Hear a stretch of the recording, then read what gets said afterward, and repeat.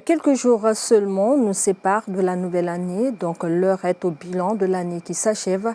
Pour être clair, 2023 était une année noire pour la presse guinéenne et voire même pour le peuple de Guinée. Un mot sur cet incendie du principal dépôt de carburant du pays, c'est l'intitulé de notre billet du jour signé par Bamamad Alpha.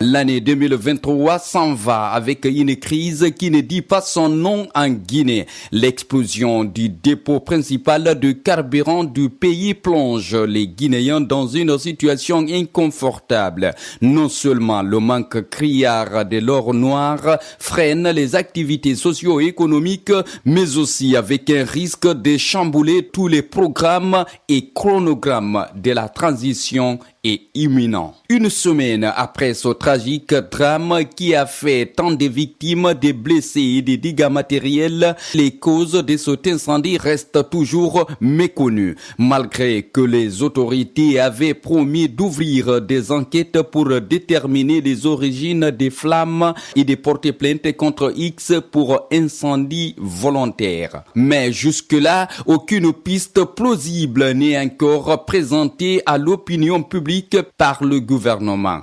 Mais cela ne surprend personne lorsque le ministre de la Justice parle d'incendie volontaire, son homologue des télécommunications et porte-parole du gouvernement lui écarte cette thèse et évoque la piste d'un accident. Et d'ailleurs, au lieu de rassurer la population, le chef du gouvernement a plutôt créé la psychose à travers sa sortie médiatique devant les conseillers du CNT à l'occasion de l'ouverture des travaux de la loi des finances 2024. Le Premier ministre affirme que les prix risquent de connaître une hausse suite à cet incendie du dépôt de carburant à Kaloum, en ajoutant que l'heure est grave. Quelle mauvaise communication et qu'est-ce qu'il a voulu concrètement faire comprendre aux Guinéens? La question que l'on se pose actuellement est de savoir si le gouvernement ne veut pas se servir de ce drame pour justifier un probable glissement du chronogramme de la transition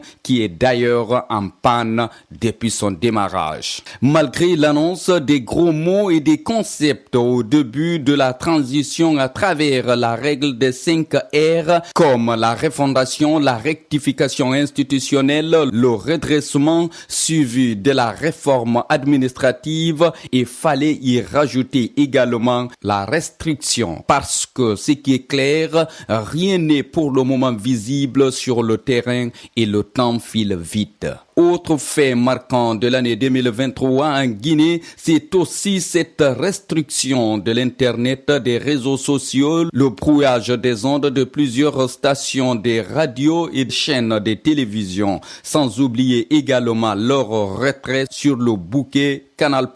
Bref, 2023 a été une année noire pour la presse guinéenne, les professionnels de l'information et la liberté d'expression. L'on se rappelle même que des journalistes ont été molestés, tabassés, puis interpellés, conduits au tribunal de première instance de Kaloum avant d'être libérés. L'insécurité a aussi connu une explosion en cette année qui s'achève. L'attaque de la maison centrale de Conakry qui a conduit à l'exfiltration d'un des principaux accusés dans le massacre du 28 septembre 2009 est un exemple éloquent de l'insécurité grandissante dans le pays.